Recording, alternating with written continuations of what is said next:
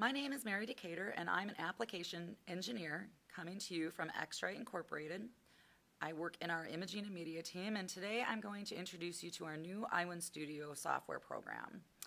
And on that note, let's go ahead and launch into this exciting application and take a look. To begin profiling your monitor with the i1Studio application, the first thing you're going to do is select Display under the Display Calibration option on the workflow selector. This is going to open up to the display settings in the workflow. The three options that you're going to notice at the bottom of your screen are Display Settings, Measurement, and ICC Profile. The application will also allow you to smoothly navigate through these options by using the next or the previous options that are located towards the right side of the window. When profiling multiple monitors, i1Studio is automatically going to detect how many screens you have connected and allow you to choose between those monitors by selecting the icon underneath this option right here. At the time, I'm only using one monitor, therefore you're only going to see one monitor show up. Now for the existing profiling options, we're going to go ahead and use Photo. This is usually sufficient for most users that are in the photographic workflow. Once again, that's going to leave us at a white point of CIE Illuminate D65 and a luminance value of 120, which is accurate for my lighting conditions. We're going to leave the flare correct off. What this feature basically does is it will take a measurement based on how much glare is coming back. It will make an adjustment to when the profile is being built. I know based on my own monitor that that's not an option that I need to worry about since I have a very flat screen. Once you have those options correctly set, go ahead and click on Next, and this will move you to the measurement step. Under the measurement option, the very first thing that you'll notice is my device is not plugged in, so you'll be prompted to plug your instrument into the computer system's USB port. You may hear the sound when it connects. You may also see something that comes up showing that the device is connected at the top left-hand side of your screen. Once the software recognizes that the device has been connected, the software will show an icon of the device and it will prompt you to calibrate or to move it into the correct position. One thing to note is it's usually much easier to do this when the instrument is outside of the zippered pouch to allow you the most flexibility while moving it back into the measurement position. So at this point, I'm just going to go ahead and move my instrument out of the pouch, and I'm going to rotate the dial into the 7 o'clock position as indicated on the software screen. Now I can either press the button on the side of the hardware or the calibrate option here, which will automatically move the instrument and the software into calibrating my device to the built-in calibration plaque. As you notice, the software will prompt you that this may take a few seconds. Once that portion is completed, it's going to now prompt me to move the device back into the measurement mode or to a 6 o'clock position at this point. You're going to go ahead and put the instrument back into the zippered pouch.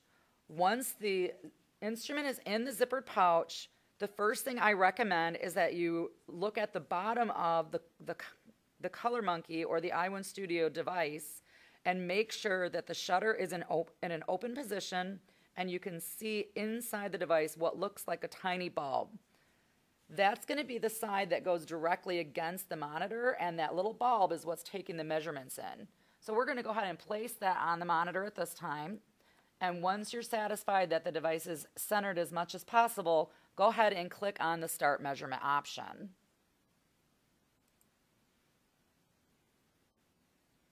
Once you place the device against your monitor, you want to make sure that you have it positioned correctly as shown on the left side of this window.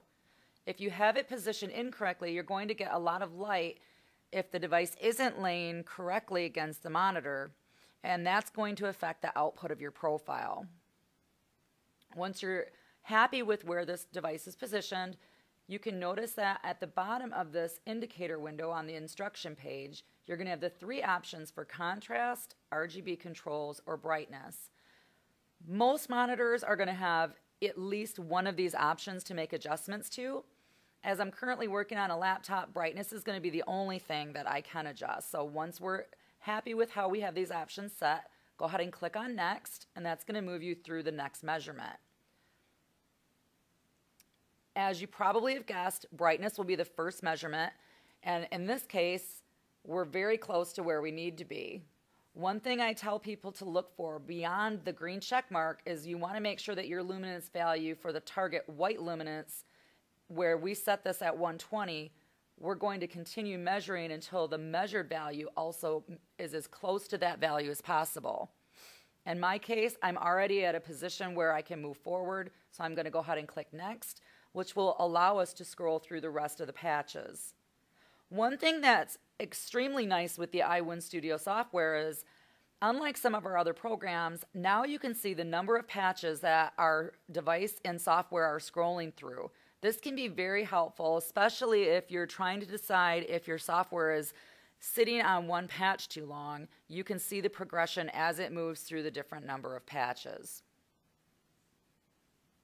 Once your measurements have completed, you'll notice that the software is going to resume back at the same measurement screen, and you still have a Start Measurement option. We don't want to click that option again. At this point, we're going to proceed to Next, or move forward by selecting the ICC profile icon on the Display Profiling Workflow tab. The only thing left for us to do now is to give our profile a proper name and then save it. I generally put the date in the file name. Today is October 20th, 2017, and I'm going to put an underscore just to break that up with the name of my monitor. The only thing you want to be careful of is to not add anything after the .icc or .icm if you're working on a Windows system. Once you're satisfied with how you've named your profile, simply click on Save Profile. Now you'll see ICC profile generation was in progress, and this portion of the window has moved to a before and after image. It's automatically displaying the after, but you can see what your monitor looked like before profiling by simply clicking on the Before Radio button. If you click the drop down, you'll see there's many different images that you have to choose from, as well as a custom button. Once you click on Custom, that's going to allow you to navigate to your own images. I already have selected this particular image, which is a good, solid test image, both for print as well as monitor profiling evaluation. Here it's going to give me a difference between the before and after using my own customized test image. There's also the various options over here to the left for the results view, which is going to give this particular graph, and that's going to allow us to see our white point, luminance, and contrast ratio, both the target and achieved values. Next to that is our LUTs values, or our LUTs view, which will show you the way that the RGB channels have been changed or modified along with the existing profile. And that's all there is to creating your monitor profile. There's nothing for you to do at this point other than go through and edit your images, knowing that your monitor is now accurately displayed. We can click Home, and now you're ready to begin the next section of i1Studio or begin editing your files. Thank you. Have a wonderful day.